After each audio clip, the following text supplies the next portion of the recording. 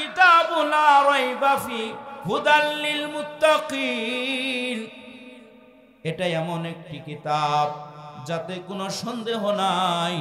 আর যারা মুত্তাকি, যাদের দিলের ভিতরে আল্লাহর ভয় আছে, ওই মানুষগুলাকে এই কোরআনটাই ধইরা ধইরা জান্নাতের মেহমান বানায় দিবে। আওয়াজ করে বলা যাবে কি সুবহানাল্লাহ?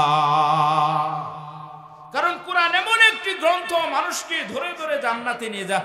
অনেক বিধর্মী আছে শুধু কোরআনের আওয়াজ শুনে তারা মুসলমান হয়ে গেছে। আবু জেহেল রাসূলের সবচেয়ে বড় শত্রু। রাসূল সাল্লাল্লাহু আলাইহি ওয়াসাল্লামের উপর সারাদিন যেই কোরআন নাজিল হইতো, এশার নামাজ শেষ করে রাতের বেলা একটা নির্ধারিত টাইমে ওগুলা তেলাওয়াত করতেন সুমধুর কণ্ঠে। আবু জেহেল, উতবা, সাইবা যারা ইসলামের বড় বড় শত্রু, আল্লাহর নবীর ঘরের চতুর্পাশে তাদের কানটা লাগায় দিত।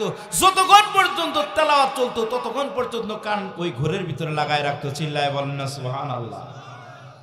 যে রাসূলের বিরোধিতা করে ওই রাসূলের কোরআন শোনার জন্য তারা ব্যস্ত, কারণ কোরআনের আকর্ষণ তাদের দিলে লাগে গেছে। একটা পর্যায়ে দেখতে এরা আমরা নিজেরাই তো ধরা বেড়ে গেলাম।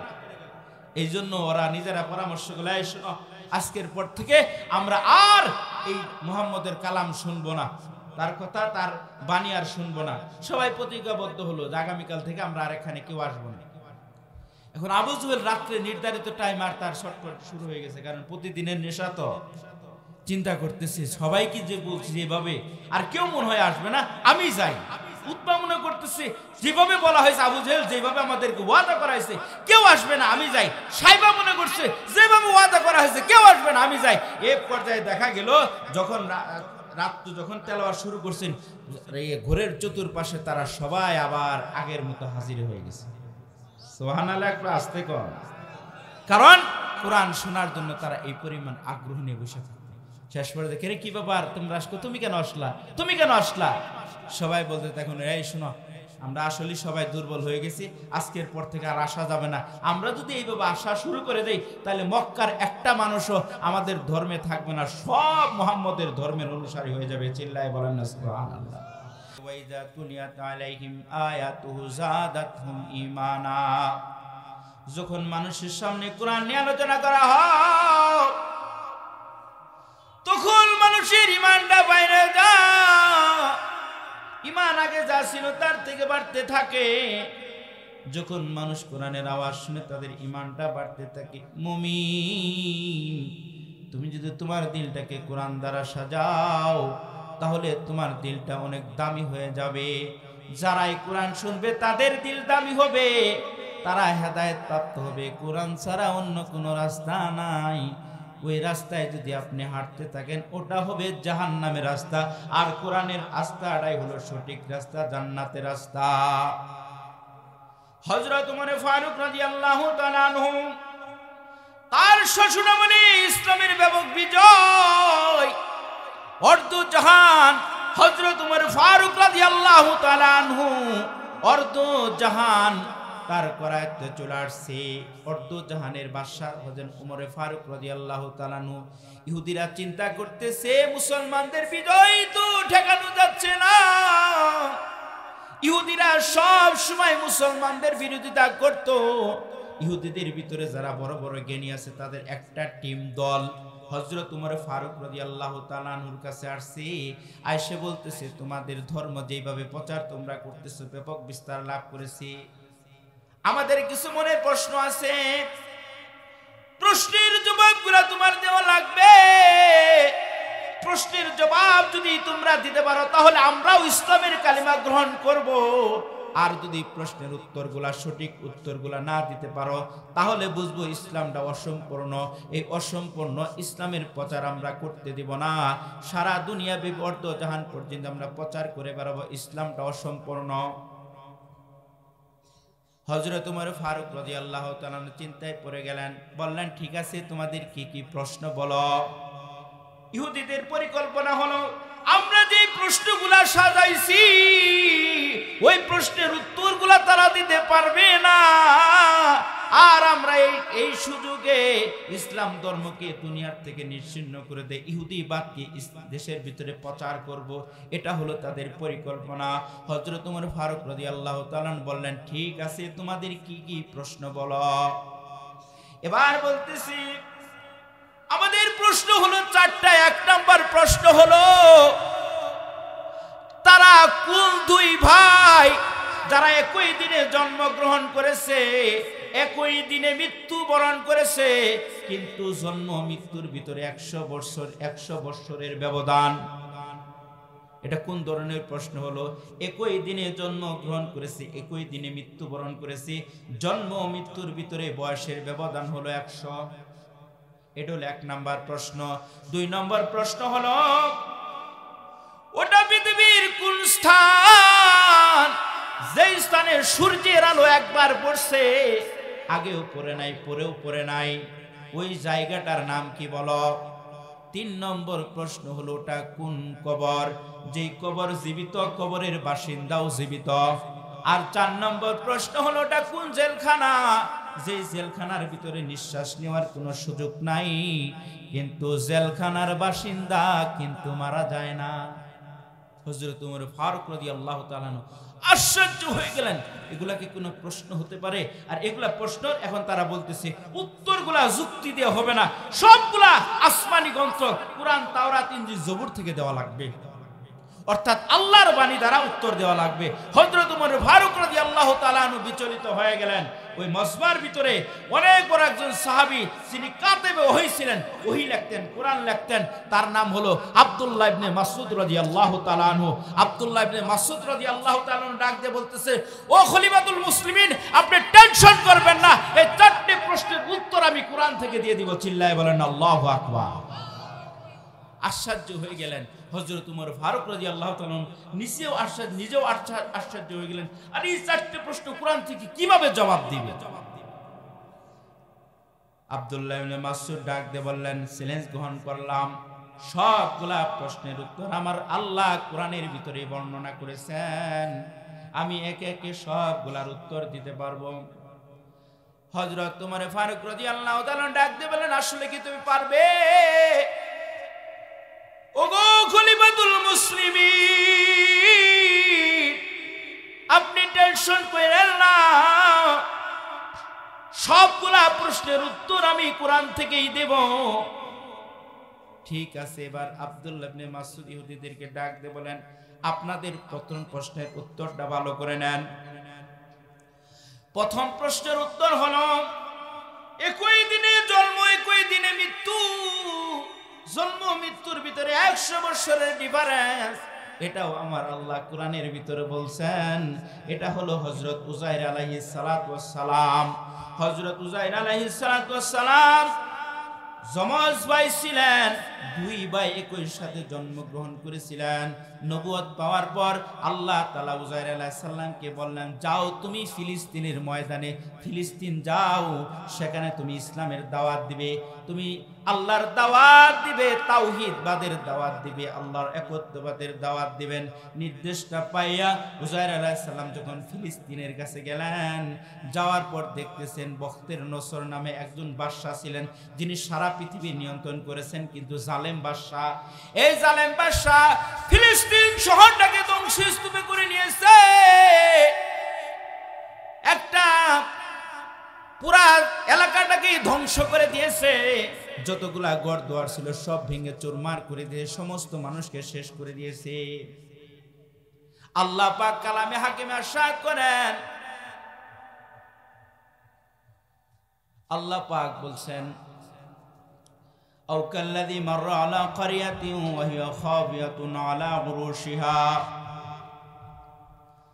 হযরত উযাইর আলাইহিস সালাম যখন দেখলেন, একটা এলাকায় গেলেন, ওই ফিলিস্তিনের কাছে যখন গেলেন, পুরা এলাকাটা ধ্বংসস্তূপে পরিণত হয়ে গেছেন।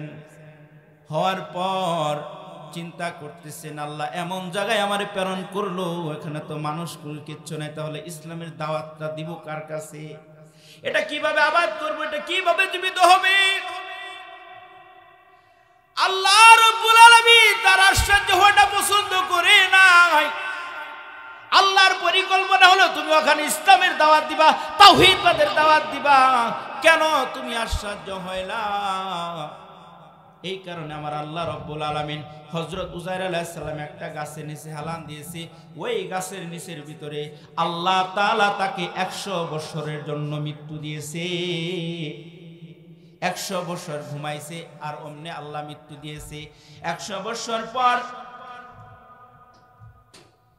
ঘুম থেকে আল্লাহ জাগাইছেন, প্রশ্ন করলেন কামলা বিস্তা কত বছর ঘুমাইলাম? ক্বালা লাবিস্তু ইয়াওমান আও বা'দা ইয়াওমিন, আমি একদিন অথবা একদিনের কম সময় ঘুমাইছি। আল্লাহ বললেন ক্বালা বাল লাবিস্তা মিয়াতা আম, না না, তুমি একদিনের জন্য ঘুমাও নাই, বরং তুমি এই জায়গার ভিতরে 100 বছর ধরে ঘুমাইছো। আওয়াজ করে বলা যাবে কি আল্লাহু আকবার? উযাইর আলাইহিস সালাম আশ্চর্য হয়ে গেলেন। ঠিক তাকায় থেকে ফিলিস্তিনের অনেক ঘরবাড়ি দেখা যায়, অসংখ্য মানুষ। তিনি যখন শুয়েছিলেন, যখন ঘুমাইছিলেন, তখন মানুষ ছিল না। এলাকার ভিতরে ঘরবাড়ি, অসংখ্য মানুষ। আল্লাহ বললেন তুমি তাকায় দেখো, তুমি যে বাহনে আরোহণ করেছিলা, গাছের কাছে বাঁধছিলা, দেখো ওই বাহনটা জীবিত আছে কিনা। দেখতেছি বাহনটা মরে, গাধাটা মরে, সব কিছু শুধু হাড্ডি পড়ে আছে। তিনি হাড্ডি গবেষণা করে দেখলেন, হ্যাঁ 100 বছর আগেই এটা মারা গেছে। তখন উযাইর আলাইহিস সালাম দৌড়ায় গেলেন বাড়িতে। কেউ তারে চিনে না। বাড়িতে যাওয়ার পর দেখতেছে একজন বয়স্ক মহিলা, সে তার জনম দুঃখিনী মা। ডাক দিয়ে বলে, মা গো, আমি তোমার নবী, তোমার ছেলে নবী উযাইর আমি। মা ডাক দিয়ে বলে, না না, আমার উযাইর তো মারা গেছে। না মা, মারা যায় নাই। মা তো সন্তানকে দেখতে পায় না। মা এবার ডাক দিয়ে বললেন, আমার সন্তানটা ছিল মুস্তাজাবুদ দাওয়া। মুস্তাজাবুদ দাওয়া বলা হয় আল্লাহর কাছে দোয়া করলে সেই দোয়া আল্লাহ কবুল করে। তুমি যদি আমার সত্যিকারের উযাইর হয়ে থাকো, আমার উযাইর আল্লাহর কাছে দোয়া করলে দোয়া কবুল করে। আমি আমার চক্ষু দুটাকে উযাইরের জন্য কাঁদতে কাঁদতে অন্ধ বানাইছি। তুমি যদি আমার সত্যিকারের উযাইর হয়ে থাকো, আল্লাহর কাছে দোয়া করো যাতে আল্লাহ আমার চক্ষু দুটা ভালো করে দেয়। সঙ্গে সঙ্গে উনি তো আল্লাহর নবী ছিলেন, হাত তুলে দোয়া করে, আল্লাহ আমার মার চক্ষু দুটা তুমি ভালো করে দাও। দোয়া করতে করতে একটা পর্যায়ে দেখে আমার আল্লাহ তার মার চক্ষু দুটাকে ভালো করে দিয়েছে। আওয়াজ করে বলা যাবে কি সুবহানাল্লাহ? অর্থাৎ তারা দুই ভাই একই দিনে জন্মগ্রহণ করেছে, একই দিনে মৃত্যুবরণ করেছে। মাঝখানে আমার আল্লাহ হযরত উযাইরকে 100 বছরের জন্য মওত দিয়েছিল। এই কারণে একই দিনে জন্ম হওয়ার পরেও, একই দিনে মৃত্যু হওয়ার পরে 100 বছরের ডিফারেন্স হয়ে গেছে। ইহুদিরা তো আশ্চর্য হয়ে গেলেন, এই উত্তরটা কিভাবে দিল, এটা কেমন করে সম্ভব? এবার বলতেছে, তাহলে 2 নম্বর প্রশ্নের উত্তর দাও। 2 নম্বর প্রশ্নটা হলো, ওটা পৃথিবীর কোন স্থান যে স্থানে সূর্যের আলো একবার পড়েছিল, আগেও পড়ে নাই, পরেও পড়ে নাই? স্থানের নাম বলো। আব্দুল্লাহ ইবনে মাসউদ ডাক দিয়ে বললেন, হ্যাঁ এটাও আমার আল্লাহ অসংখ্য জায়গায় কোরআনের ভিতরে ইরশাদ করেছে। হা করে তারা তাকিয়ে আছে। এবার আব্দুল্লাহ ইবনে মাসউদ ডাক দিয়ে বললেন, এটা হলো মুসা আলাইহিস সালামের সাথে সম্পৃক্ত। মুসা আলাইহিস সালাতু ওয়াস সালাম মিশরে জন্মগ্রহণ করেন। তখন ওই মিশরের বাদশা ছিল ফেরাউন। ফেরাউন অনেক সুক্ষমতাধর বাদশা ছিলেন। হঠাৎ করে তার রাজ্যের ভিতরে যারা জ্যোতিষী ছিল তারা বলতেছে, বাদশার কাছে বলতেছে, বাদশা নামদার, আমরা গবেষণা করে দেখলাম অতি সত্তর বনি ইসরায়েলের মধ্যে এমন একজন সন্তান জন্মগ্রহণ করবে, আপনার এই বিশাল সাম্রাজ্যকে ধ্বংস করে দিবে, আপনাকে খতম করে সে রাষ্ট্রের প্রধান হবে, এটা হবে বনি ইসরায়েলের সন্তান। ফেরাউনের মাথা খারাপ হয়ে গেছে। আজকের থেকে বিষয় হলো বনি ইসরাইলের যত পুত্র সন্তান জন্ম নেবে তাদেরকে মেরে ফেলতে হবে। এটা সিদ্ধান্ত জারি করলো, শত শত সন্তানকে মেরে ফেললো।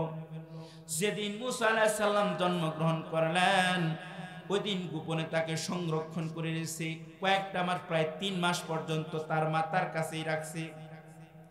আল্লাহ ওহীর মাধ্যমে জানায় দিলেন, তুমি তোমার সন্তানটাকে একটা বাক্সের ভিতরে ভরে নদীতে, নীল নদে ছেড়ে দাও। ঠিক তাই তার মাটা আল্লাহর উপর ভরসা করে মূসাকে নদীর উপর নিক্ষেপ করলেন, আর তার মেয়েটাকে বললেন, মেরে আয় মা, তুমি আমার সন্তানটাকে পর্যবেক্ষণ করে দেখো এই বাক্সটা কোন জায়গায় ঠেকে। একটা পর্যায়ে দেখা যায় যেখানে বাঘের বয়স সেখানে রাত। ঠিক তাই হয়ে গেল।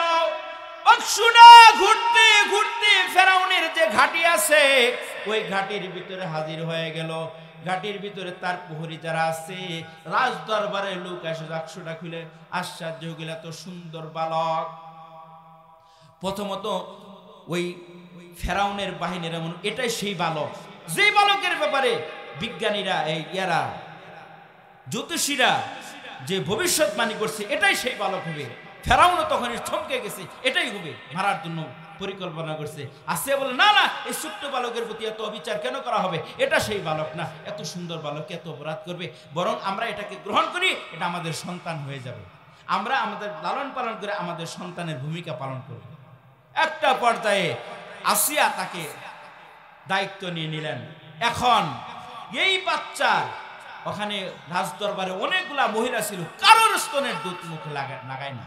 এই বাচ্চা যার স্তন দেয় সে খালি কান্নাকাটি করে। এখন উপায়, ওই যে মুসার যে বোন আছে তার মা পাঠাই দিছে যে তুমি খোঁজ দিয়ে দেখবা যে আমার সন্তানটা কোথায়, এই বাক্সটা কোথায় যা। একটা পর্যায়ে ওই মেয়েটা ওখানে ঢুকছে, বলতেছে আপনাদের কোনো মহিলার দুধই তো এই বাচ্চাটা খাইতেছে না, তবে আমাদের এলাকায় এমন একজন মহিলা আছে, ওই মহিলার দুধ সব বাচ্চারাই খা। চিল্লায় বলেন না সুবহানাল্লাহ। কোথায় নাকি, চলটা ডাকো। এবার তার মাকেই ডেকে আনছে, এতক্ষণ কান্নাকাটি করছে, যত জায়গায় দিছে কোনো জায়গায় মুখ লাগায় নাই। যখনই মুসা আলাইহিস সালামের মাটা হাজির হয়ে গেছে, দীর্ঘদিন পর সন্তানটাকে কাছে পায়া মা তো আবেগ আপ্লুত, দিতে দেরি হয়েছে, মুখটা লাগাইতে দেরি করে নাই, খাওয়া শুরু করে দিয়েছে। ওখানেই তিনি রাজদরবারে লালিত পালিত হইতেছে। একটা পর্যায়ে মুসা আলাইহিস সালাম ওই জায়গায় বড় হয়ে গেলেন আল্লাহর পক্ষ থেকে। এখন তার যে মেধা শক্তি ভিত্তি, এর ভিতরে আরো অনেক লম্বা চড়াইতে আমি সংক্ষেপ করতেছি আর কি। এখন তার মেধা হয়ে গেছে প্রখর, অনেক ভালো মন্দ সে যাচাই বাছাই করতে পারছে। দেখতেছে ফেরাউন শুধু বনি ইসরাইলের সাথে অবিচার করে, তাদেরকে অন্যায়ভাবে প্রহার করে, বিভিন্নভাবে নির্যাতন, তাদেরকে বন্দী করে রাখছে, এটা তার ভালো লাগে না। এরই মধ্যে একদিনের ঘটনা ঘটছে, সে একজন কিপ্তি হলো আপনার ফেরাউনের যারা লোক তাদেরকে বলা হয় কিপ্তি, আর মুসা আলাইহিস সালামের যারা অনুসারী তারা হলো বনি ইসরাইল। বনি ইসরাইলের একটা লোক কিপ্তি, একটা লোক এসে বলে, শোনো তুমি আজকে আমার কাজ করে দিবা। এখন বনি ইসরাইল ওই লোকটা কাজ করতে রাজি না, কাজ করে দেওয়া নাকি ফ্রিতে, কোনো মজুরি দেয় না, কই না আমি ফ্রিতে কাজ করব না, কই না তোর করতে হবে। এই দুইজনে পারাপারি করতেছে। মুসা আলাইহিস সালাম এটা দেখছে, তার আর ভালো লাগে না। মুসা আলাইহিস সালাম, ছেড়ে দাও। কেন ছেড়ে দেব? তুমি মাতাব্বরি করার কি? এই কথা যে মুসা আলাইহিস সালাম একটু রাগী মানুষ আছে, তার অনেক রাগ ছিল, এমন জোরে এক থাপ্পড় মারছে, ও কিপ্তি ছিল, এক থাপ্পড়ে সে দুনিয়া থেকে বিদায়। এখন এই কিপ্তিরে মারার কারণে বিশাল বড় সালিশের ব্যবস্থা করা হইল, এর বিচার করতে হবে। ফেরাউনের কাছে বিচার দিছে। ফেরাউন বলতেছে বিচার করব, এর যে হত্যাকারী আছে তাকে আগে শনাক্ত করো। এখন তাকে আর শনাক্ত করতে পারতেছে না, কারণ সাক্ষী তো নাই। মুসা আলাইহিস সালামও চিন্তা করতেছে ধরা দেওয়া যাবে না।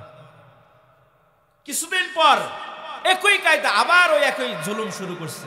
একজন বনি ইসরাইলের লোক আর কিপ্তির ভিতরে দ্বন্দ্ব লাগে গেছে, দুইজনের ভিতরে ঝগড়া লাগেছে। এবার ওই বনি ইসরাইলের লোকটা এসে মুসা আলাইহিস সালামের কাছে সাহায্য চাইছে। মুসা আলাইহিস সালাম রাগান্বিত হয়ে গেছে, কেন তোমরা ঝগড়া করো, ঝগড়া কেন লাগাও?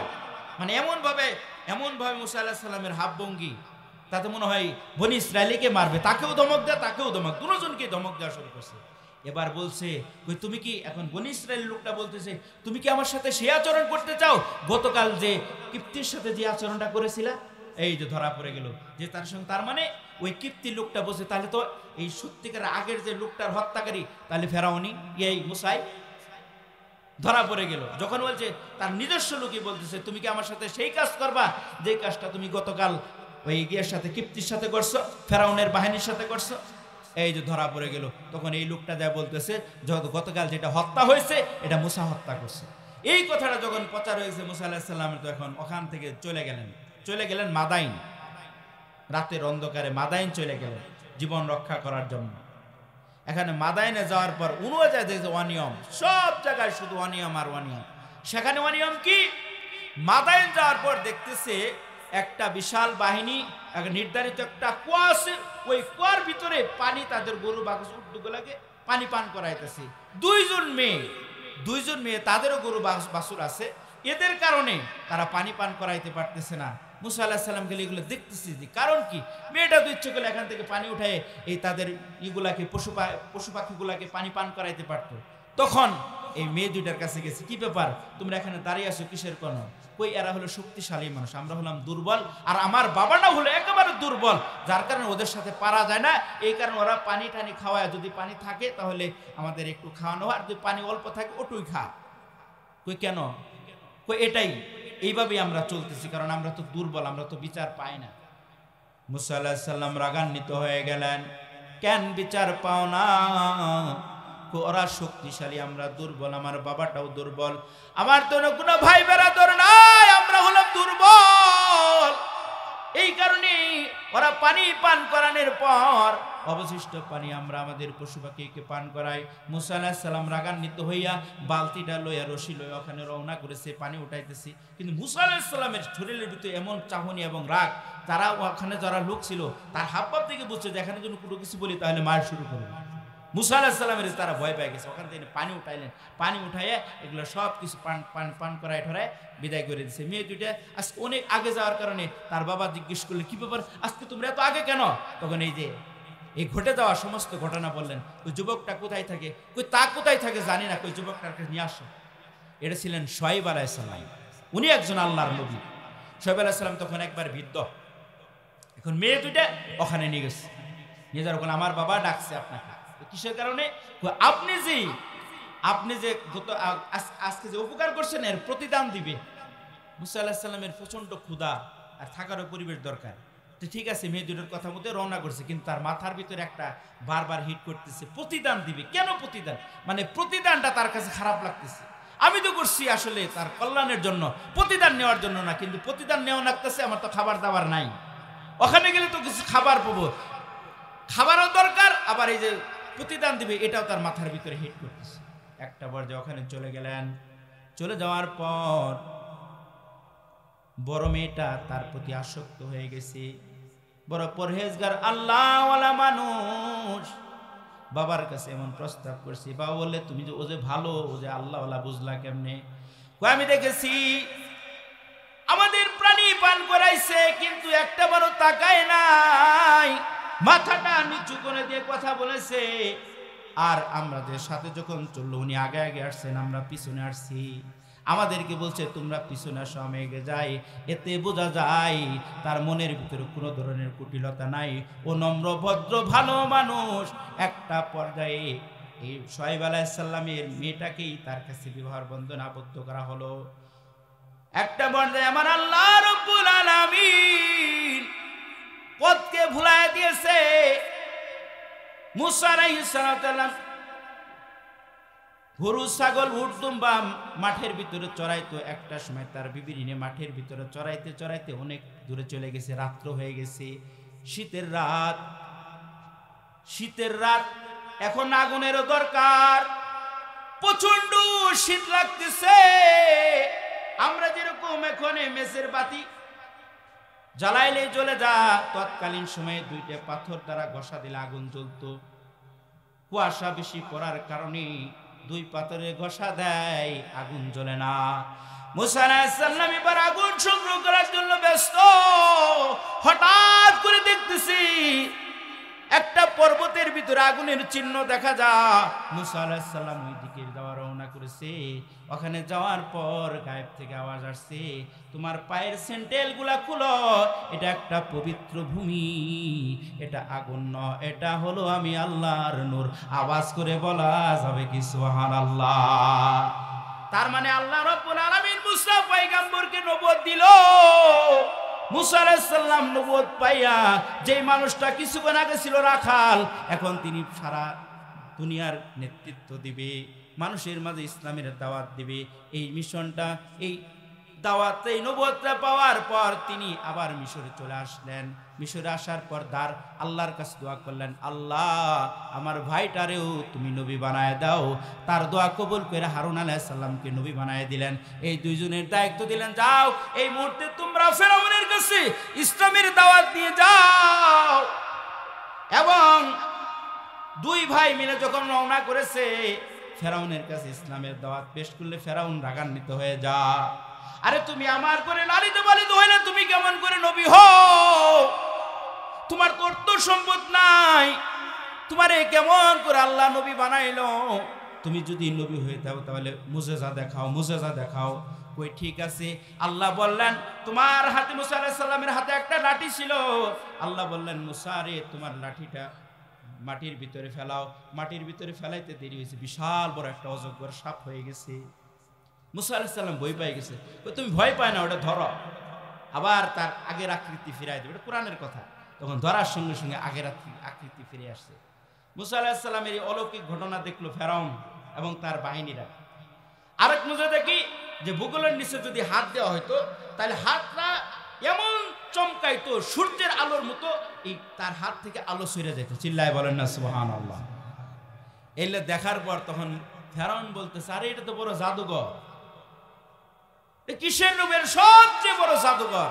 তখন তিনি কি করলেন, সারা পৃথিবীর ভিতরে সবচেয়ে বড় বড় জাদুঘরগুলো সবগুলো হাজির করলেন। মুসা আলাইহিস সালাম বললেন, আজকে তোমার জাদুবিদ্যার প্রদর্শনী হবে। ঠিক আছে, সমস্ত জাদুকররা আসছে। এখন জাদু একটা বিশাল বড় ময়দানের ভিতরে জাদু নিক্ষেপ করা হলো। জাদু নিক্ষেপ করতেই ওই যে যত যারা জাদুকর আছে একটা করে রশি ফেলাইছে, সবগুলা সাপ হয়ে গেছে, অসংখ্য সাপ। মুসা আলাইহিস সালাম মাঝখানে, তার হাতে একটা লাঠি, চিন্তা করতেছে এই লাঠি যেহেতু আছে সাপ মারা যাবে। একটা বার আল্লাহ বললেন, তোমার লাঠিটা ছাইড়ে দাও। লাঠিটা ছাইড়ে দিতে দেরি বিশাল বড় এক অজগর সাপ হয়ে গেছে। ওই সাপটা দিয়ে যতগুলা সাপ, সমস্ত সাপকে খেয়ে ফেললেন। এমন হা করছে, ফেরাউন ভয় পেয়ে গেছে, এই বুঝি আমারও খেয়ে ফেলবে। এখন ফেরাউন এই দৃশ্য দেখে, ফেরাউন তার জাদুকর যেগুলো নিয়ে আসছিল ভাড়া করে, অসংখ্য জাদুকর নিয়ে আসছিল। সমস্ত জাদুকররা বিশ্বাস করল না, এটা জাদুবিদ্যা না, এটা প্রকৃতপক্ষেই মুসা হলো আল্লাহর নবী। চিল্লায় বলেন না সুবহানাল্লাহ? সমস্ত জাদুকররা কালিমা পড়ে মুসলমান হয়ে গেলেন। এখন ফেরাউন রাগান্বিত বলেন, হ্যাঁ তোমরা কেন মুসলমান হইলাও? তোমাদেরকে মৃত্যুদণ্ড দিব, তোমাদেরকে শুনিতে ছাড়াবো, যাই কিছু করেন আমরা ইসলামের কালিমা কিন্তু ছাড়বো না। একটা পর্যায়ে জাদুকরকে শুলিতে চড়ায় মেরে ফেলা হলো। ইসলামের দাওয়াত আস্তে আস্তে বাড়তেছে, ফেরাউনের শরীরে কাঁপন ধরতেছে। ইসলামের বিজয় ফেরাউনের ভালো লাগে না। তারা বনি ইসরাইলের উপর অত্যাচারের স্টিমরুল চালায়া দিল। এত নির্যাতন, এত নির্যাতন, একটা পর্যায়ে আমার আল্লাহ রব্বুল আলামিন মুসা পয়গম্বরকে নির্দেশ দিলেন, তুমি হিজরত করো। কোথায় করবে? ফিলিস্তিনে চলে যাও।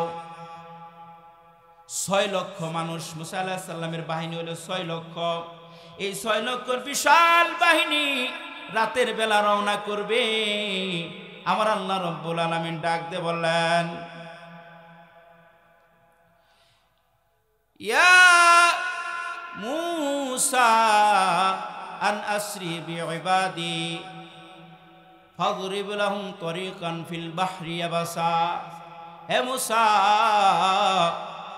মুসা আলাইহিস সালাতু ওয়াস সালামকে আল্লাহ রব্বুল আলামিন নির্দেশ দিলেন, তোমরা রাতের বেলা আমার বান্দাগুলা নিয়ে বাইর হয়ে যাও। নির্দেশ পায় মুসা আলাইহিস সালাতু ওয়াস সালাম তার বিশাল বাহিনীকে সাজায় নিলেন। এখন বনি ইসরাইলের লোকেরা যখন সজ্জিত, তখন ফেরাউনের বাহিনীরা বুঝতে পারছে আজকে এই অবস্থা কেন। ধরা পড়ার উপক্রম। কি ব্যাপার, তোমরা আজকে কি করবা? বলতেছে, শুনো, আজকে আমাদের ঈদের দিন, আমরা আনন্দ করব। এরা ছিল গরিব, বনি ইসরায়েলের গরিব, তারা ধনী। আর তৎকালীন সময় একটা সিস্টেম ছিল যে ধনী হোক আর গরিব হোক, আনন্দ প্রকাশ করতে গেলে স্বর্ণের অলংকার পড়তো। এই জন্য অলংকার না থাকলে তারা ধার নিত। এই বনি ইসরায়েল লোকেরা কিপ্তিদের থেকে অলংকার, মহিলারা কিপ্তিদের থেকে অলংকার দিয়ে ধার নিছে। কিন্তু যখন রাতের বেলা রওনা করছে, এখন যদি এই যে ধার নেওয়া অলংকারগুলো যদি ফেরত দিতে যা, তাহলে ধরা পড়ে যাবে। এই ধরা পড়ের ভয়ে ওই অলংকার এদের নিয়েই রওনা করছে। এখন যখন খুঁজ পাইছে যে সব কিছু রওনা করছে, যে সমস্ত মহিলাদের থেকে ধার নিয়েছিল তারা খুব রাগান্বিত, তারাও সজ্জিত হয়েছে, তাদের পিছনে পিছনে ধাওয়া করতেছে। মুসা আলাইহিস সালামের বাহিনী সামনে আর ফেরাউনের বাহিনী পিছে পিছে।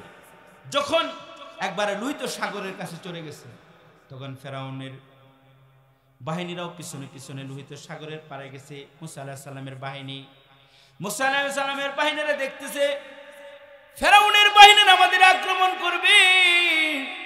ডাকতে বলে, ইন্না লামুদ্রিকুন, আমরা তো ধরা পড়ে গেলাম, আপনার কারণে আমরা ধরা পড়ে গেলাম, আমাদের কি উপায় হবে? আল্লাহ মুসা আলাইহিস সালাম বললেন, না না, কখনো নয়, আল্লাহ এই মুহূর্তে আমাদেরকে সহযোগিতা করবেন, অবশ্যই আল্লাহ আমাদেরকে সহযোগিতা করবেন। এবার মুসা আলাইহিস সালামের হাতে লাঠি ছিল, ওই লাঠি দ্বারা লোহিত সাগরের ভিতরে আপনার বাড়ি দিয়েছে। বাড়ি দিতে দেরি হয়েছে, রাস্তা ওই সাগরের মাঝখানে 12টা রাস্তা হইতে দেরি হয় না। চিল্লায় বলেন না সুবহানাল্লাহ। 12টা রাস্তা হয়েছে, তাও কিভাবে? বিশাল উঁচু উঁচু পাহাড় হয়েছে, মাঝখানে গিরিপথ, এভাবে 12টা পথ হয়েছে। যখন 12টা পথ হয়েছে, ওরা পার হয়ে গেছে, আর এরা এদের ভিতরে ঢুকতেছে। ফেরাউন একটা বড় চিন্তা করে নাই, সাগরের ভিতরে তো রাস্তা হওয়ার কথা না। মানুষ যখন বেশি জুলুম করে, তখন তাদের হিতাহিত জ্ঞান আর থাকে না। ও জালেম ছিল, তার স্বাভাবিক জ্ঞান আর ছিল না। ওর ভিতরে ঢুকছে 12টা রাস্তা, ওর ভিতর দিয়ে ঢুকছে তার বাহিনীরা।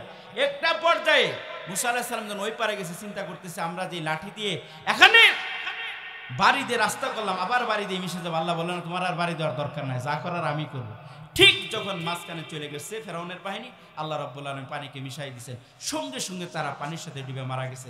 আমার 2 নম্বর প্রশ্নের জবাবটা আব্দুল্লাহ ইবনে মাসউদ দিতেছেন, ওই যে পাহাড় হয়ে গেল, ওই পাহাড়ের ভিতরে সূর্যের আলো ওই দিনই পড়ছিল, আগেও পড়ে নাই, পরেও পড়ে নাই। চিল্লায় বলেন না সুবহানাল্লাহ। এটা হলো 2 নম্বর প্রশ্নের উত্তর।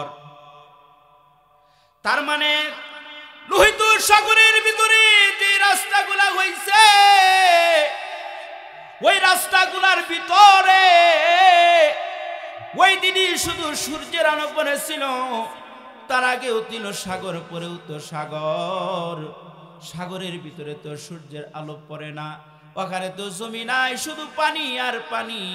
আব্দুল্লাহ ইবনে মাসউদ রাদিয়াল্লাহু তাআলার কথা শুনা ইহুদিরা বড় আশ্চর্য হয়ে গেলেন। এবার 3 নম্বর প্রশ্ন, ওটা কুল কবর, যেই কবর জীবিত, কবরের বাসিন্দাও জীবিত। আব্দুল্লাহ ইবনে মাসউদ ডাক দিয়ে বলেন, এটা আমার আল্লাহ কালামের হাকিমে অনেক জায়গায় ইরশাদ করেছে, সবগুলো আমি কোরআন দ্বারাই জবাব দিয়ে দিব। চিল্লায় বলেন না সুবহানাল্লাহ। আব্দুল্লাহ ইবনে মাসউদ ডাক দিয়ে বলেন, এটা হলো হযরত ইউনূস আলাইহিস সালামের সাথে সম্পৃক্ত। হযরত ইউনূস আলাইহিস সালামকে আল্লাহ রাব্বুল আলামিন নিনওয়া, ফিলিস্তিনের নিনওয়া নামক স্থানে তাকে প্রেরণ করেছেন, নবুয়ত দিলেন। তার ওই নিনওয়াবাসীর ভিতরে 1 লক্ষ মানুষ ছিল, 1 লক্ষ মানুষের জন্য একজন নবী। ইউনূস আলাইহিস সালাম তাদেরকে অনেক দাওয়াত দিল, কিন্তু তারা ইউনূস আলাইহিস সালামের কথা মানে না। ইউনূস আলাইহিস সালামের সাথে খারাপ আচরণ করে, দুর্ব্যবহার করে, তার সাথে ঠাট্টা বিদ্রূপ করে। ইউনূস আলাইহিস সালাম একটা পর্যায়ে নিরুপায় হয়ে গেলেন।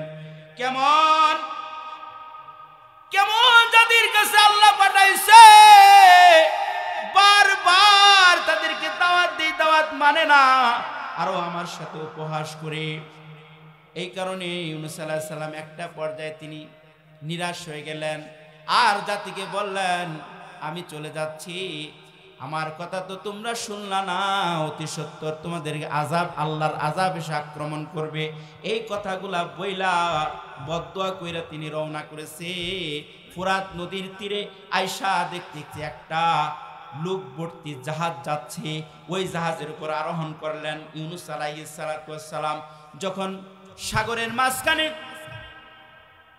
ফুরাত নদীর মাঝখানে জাহাজটা চলে গেছে, হঠাৎ করে সমুদ্রের তুফান শুরু হয়ে গেছে।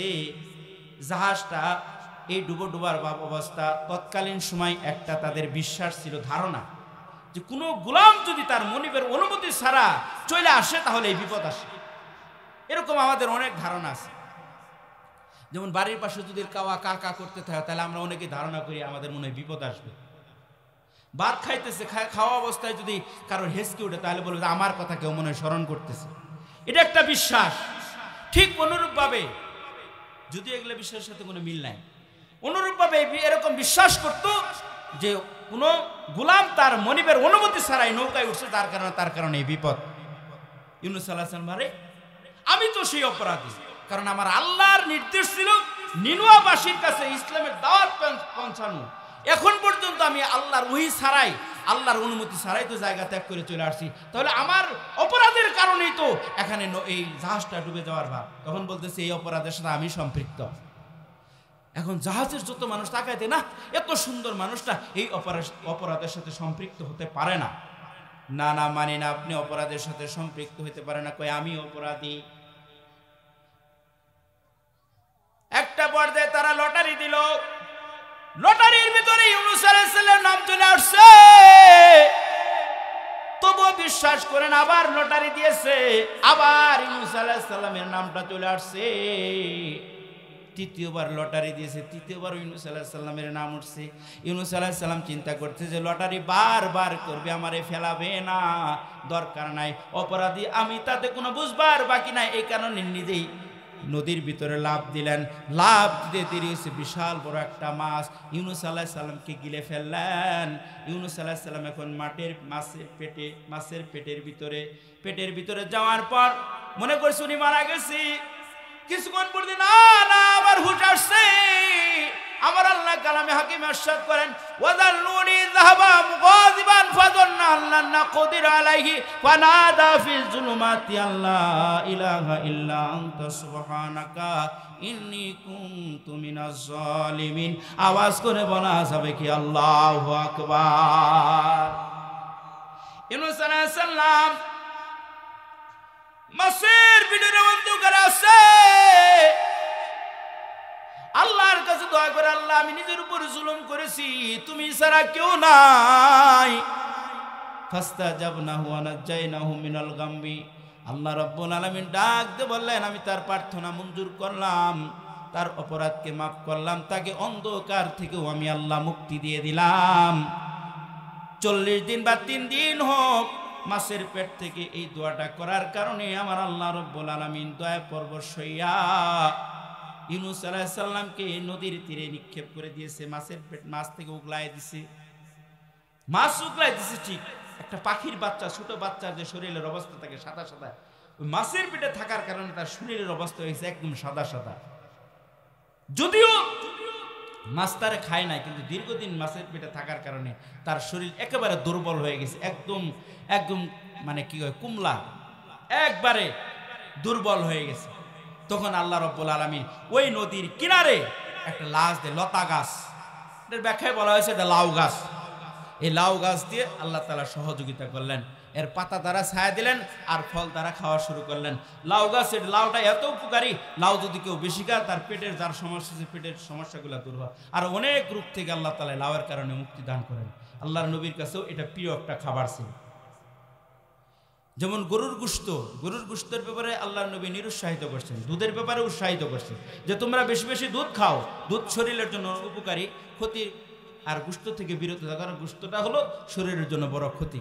কিন্তু এই ক্ষতি, গরুর গোশতকে ক্ষতি থেকে মুক্তি দেয়। কোনো ব্যক্তি যদি এই আপনার গরুর গোশতের সাথে লাউ মিশায় খায়, তার মানে লাউ দ্বারা পাক করে গরুর গোশতের ভিতরে যত ক্ষতিকারক আছে সমস্ত ক্ষতিগুলাই লাউ চুষে নেয়। সুবহানাল্লাহ। তার মানে লাউ দিয়ে খাইলে আপনার গরুর যে একটা ক্ষতি আছে, অ্যালার্জি বা বিভিন্ন ধরনের, এগুলো থেকে কিছুটা মুক্তি পাওয়া যাবে। যাই হোক, এখানে আল্লাহ তাআলা তার সহযোগিতা করলেন। এখন ওই যে 3 নম্বর প্রশ্নটা করছিল যেটা কোন কবর, যেই কবর জীবিত, কবরের বাসিন্দাও জীবিত, এই কবর দ্বারা উদ্দেশ্য হলো মাছ, আর কবরের বাসিন্দা হলো ইউনূস আলাইহিস সালাম। চিল্লায় বলেন না সুবহানাল্লাহ। কোরআন থেকে জবাব দিয়েছে। ইহুদিরা তো হা করে তাকায় ছিল, কেমন করে জবাব দিচ্ছে। এবার 4 নম্বর প্রশ্ন, ওটা কোন জেলখানা, যে জেলখানার ভিতরে নিঃশ্বাস নেওয়ার কোনো ব্যবস্থা নাই কিন্তু মানুষগুলা জীবিত। আব্দুল্লাহ ইবনে মাসউদ ডাক দিয়ে বলেন, এটা আমার আল্লাহ কালামে হাকিমে ইরশাদ করেছে, এটা হলো আমরা দুনিয়াতে যত মানুষগুলা দুনিয়াতে আসছি, সমস্ত মানুষগুলাই আমরা এটার বাসিন্দা ছিলাম। এটা হলো মায়ের পেট যেখানে 10 মাস 10 দিন ছিলাম। ওয়াল্লাযী সাউইরুকুম ফিল আরহামি কাইফা ইয়াশা। আল্লাহ রাব্বুল আলামিন আমাদেরকে মায়ের পেটে 10 মাস 10 দিন রাখছিল। ওই জায়গার ভিতরে নিঃশ্বাস নেওয়ার কোনো ব্যবস্থা নাই, তারপরেও আমরা ওখানে জীবিত ছিলাম। ওখানে মারা গেলে দুনিয়ায় আসতে পারতাম না। ইহুদিরা তো আশ্চর্য হয়ে গেলেন, এই উত্তরগুলা কেমন করে দিল। সবগুলা সঠিক উত্তর পাওয়ার পর ইহুদিদের যে বিশাল বড় জামাত, অনেক জ্ঞানী গুণী মানুষেরা যে ওমর রাদিয়াল্লাহু তাআলার কাছে আসছিল, এই কথাগুলা কোরআন থেকে দেওয়ার কারণে, তারা জ্ঞানী মানুষ হওয়ার কারণে, আসলটা বোঝার কারণে সকল মানুষগুলা ইসলামের কালিমা গ্রহণ করে হযরত ওমর রাদিয়াল্লাহু তাআলার হাতে কালিমা পড়ে মুসলমান হয়ে যা। আওয়াজ করে বলা যাবে কি সুবহানাল্লাহ। এই কারণে আমার আল্লাহ বলেন, হুদাল লিল মুত্তাকিন, কুরআন হলো মুত্তাকিদের জন্য পথ প্রদর্শক। কুরআন মানুষদেরকে সঠিক রাস্তা দেখা, কুরআন মানুষদেরকে ইনসাফ শিখা, কুরআন মানুষদেরকে জান্নাতের রাস্তা শিখা। আজ আমরা কুরআন থেকে দূরে থাকার কারণে আমরা বেইনসাফি হয়ে গেছি, জালেম হয়ে গেছি। আমল নাই। আল্লাহ কোন উদ্দেশ্য আমার দুনিয়াতে পাঠাইছে ওই চিন্তা আমার নাই। কোরআনের শিক্ষা যেই জায়গায় করা হয় ওই শিক্ষা প্রতিষ্ঠানের প্রতি আমার দরদ নাই। কোরআনের আলোচনা যেই জায়গাগুলোতে করা হয় ওই জায়গাগুলো আমার ভালো লাগে না। যদি ভালো লাগতো, মানুষের সংখ্যা এত কম নয়, আরো অনেক মানুষ এখানে উপস্থিত হইতো। মুমিন, তুমি যদি কোরআনের সাথে গভীর সম্পর্ক রাখতে পারো, হাদিসের ভিতরে আছে ইউতারাজুলু ফি কবরিহি ফাইদা উতিয়া মিন কিবালি রাসি দাফাতু তিলাওয়াতুল কুরআন। যখন একজন মানুষকে কবরে রাখা হয়, কবরের ভিতরে কেউ যাবে না, আপনজন কাউকে খুঁজে পাওয়া যাবে না। কিন্তু দুনিয়ার জিন্দেগির ভিতরে মানুষটা যদি কোরআনের সাথে ভালো সম্পর্ক রেখে থাকে, কোরআনকে যদি মূল্যায়ন করে থাকে, কোরআনের মাদ্রাসা প্রতিষ্ঠা করার জন্য ফিকির করতে থাকে, তার চিন্তা চেতনার ভিতরে পরিবর্তন আসতে। আমি কোরআন পড়তে জানি না, অন্তত আমার চেষ্টার মাধ্যমে এলাকার ভিতরে অসংখ্য মানুষ কোরআন পড়নেওয়ালা হয়ে যাক, এই চিন্তাটি নিয়ে কেউ যদি তার দুনিয়ার ভিতরে চলতে থাকে, মরার সঙ্গে সঙ্গে মানুষটা তো কবরের ভিতরে কাউকে পাবে না, কিন্তু একটা এমন জিনিস পাবে যেটা আপনাকে আযাব থেকে রক্ষা করতে পারবে, সেটা হলো কোরআন। আওয়াজ করে বলা যাবে কি সুবহানাল্লাহ। এলাকার ভিতরে যদি আপনি কোরআনের একটা প্রতিষ্ঠান চালু করতে পারেন, আর এর মাধ্যমে যদি 10 জনও কোরআন পড়নেওয়ালা হয়ে যা, 10 জন যদি কোরআনের সত্যিকারের ধারক বাহক হয়ে যা, কোরআন পড়নেওয়ালা, কোরআনের উপর আমল করেনেওয়ালা হয়ে যা, এটার ভিতরে আপনার সহযোগিতা আছে, আপনার ভালোবাসা আছে, আপনার মেধা আছে, শ্রম আছে, এটুকু যদি আল্লাহর জন্য করে থাকেন, তাহলে কোরআন আপনাকে অবশ্যই মূল্যায়ন করবে। আওয়াজ করে বলা যাবে কি সুবহানাল্লাহ। কোরআন মানুষদেরকে সত্য পথ দেখা, সুন্দর পথ দেখা, ন্যায় নীতি, সততা শিখা। আপনি যেখানেই যাবেন দেখবেন ওই জায়গায় আপনাকে কোরআন ফিট করে দিবে যে এটা এইভাবে করতে হবে, এটা এইভাবে করতে হবে। কিন্তু কোরআন থেকে যখনই আপনি দূরে থাকবেন দেখবেন আপনার ভিতরে শয়তানি ভাব চলে আসবে। আল ইলমু খায়রুল হুকামা, বিবেকটা হলো প্রধান আদালত। বিবেক যদি মানুষের কাজ না করে, ওরা যত জ্ঞান দেন কাজ হবে না। এজন্য বিবেক যদি কোনো জায়গায় ফিট করতে পারেন আপনার দাম বাড়বে। হযরত সুলাইমান আলাইহিস সালাতু ওয়াস সালাম অনেক বড় একজন নবী ছিলেন। তার বাবা ছিলেন দাউদ আলাইহিস সালাম। তার কাছে একজন মহিলা আসছে, মা বোনেরা ভালো করে দিলের কান লাগায় শুনবেন। একজন মহিলা আসছে বিচার নিয়ে। কি বিচার? ওই একটা ভুলের উপর আটা নিয়ে যাচ্ছে, বাতাস তার আটাগুলা নিয়ে গেছে। এই অভিযোগ নিয়ে গেছে দাউদ আলাইহিস সালামের কাছে, বাতাসে আটা নিয়ে গেছে, বলতেছে আমি একটা বিচার নিয়ে আসছি। কি বিচার? কই আমি ভুলে করে আটা নিয়ে যাচ্ছি, এই ভুল থেকে আটাগুলা বাতাসে নিয়ে গেছে, এটা বিচার করেন। দাউদ আলাইহিস সালাম আসছে যে এটার বিচার আমি কেমনে করব? বাতাস তোমার আটা নিয়ে গেছে, এটা কি বিচার করা যায়? কই আমি গরিব মানুষ। কই ঠিক আছে, তুমি গরিব মানুষ, বিচার তো আমি করতে পারবো না, তোমার কি পরিমাণ আটা নিয়ে গেছে? কই ধরেন 10 কেজি। দাউদ আলাইহিস সালাম খুশি হয়ে তার 1 মুন আটা দিয়ে দিছে, দাও। নিতেই পারে না, একবার 1 বস্তা আটা দিয়ে দিছে, খুশি হয়ে রওনা করছে। মাঝখানে সুলাইমান পয়গম্বর হাজির হয়েছে। কোত্থেকে আসলা? আপনার বাবার কাছে গিয়েছিলাম। কিসের কারণে? যে অভিযোগ নিয়ে গেছিলাম। কিসের অভিযোগ? এই যে এরকম ভাবে আটা। তাই নাকি? তো বিচার করছে? কই না, বিচার তো করতে পারে না, বাতাসের বিচার কেমনে করবো? এই আটা দিয়ে দিছে, 1 বস্তা আটা দিছে, আমি খুশি। হয় না, এই আটা তুমি ফেরত দাও, যায় বলা যায় আপনার বিচার করতে হবে, বিচার যেটা দিচ্ছে ওটাই করা লাগবে।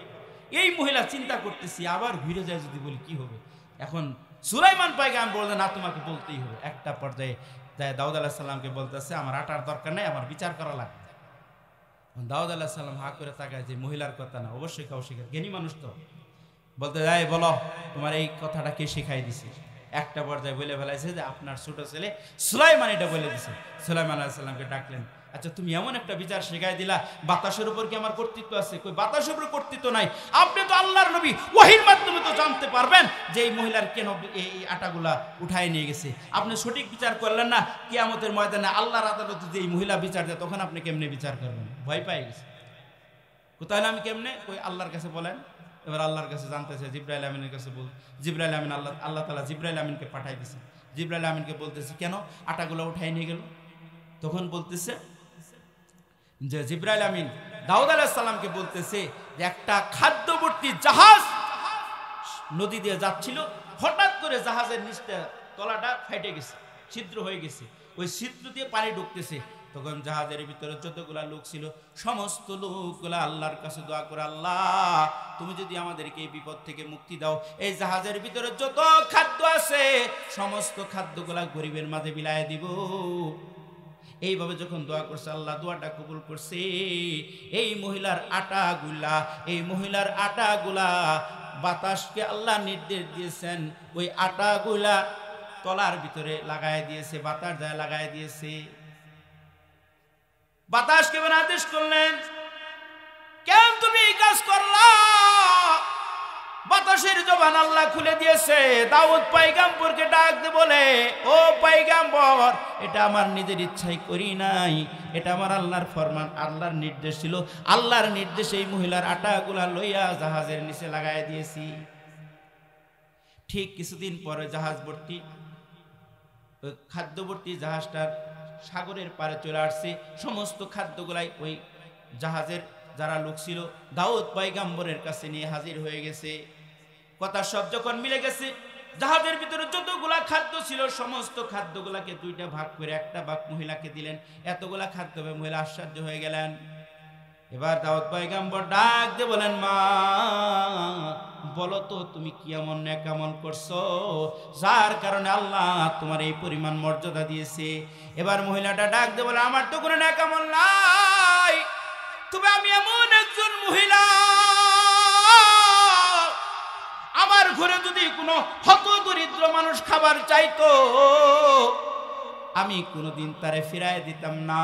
একদিনের ঘটনা, যে দিনের আটাগুলা আমাকে নিয়ে গেছে, বাতাস আটাগুলা নিয়ে গেছে, ওই দিন আমার বাড়িতে একদম দুর্বল একজন মানুষ আসছে, তার প্রচন্ড খিদা, আমার কাছে খানা চাইলো।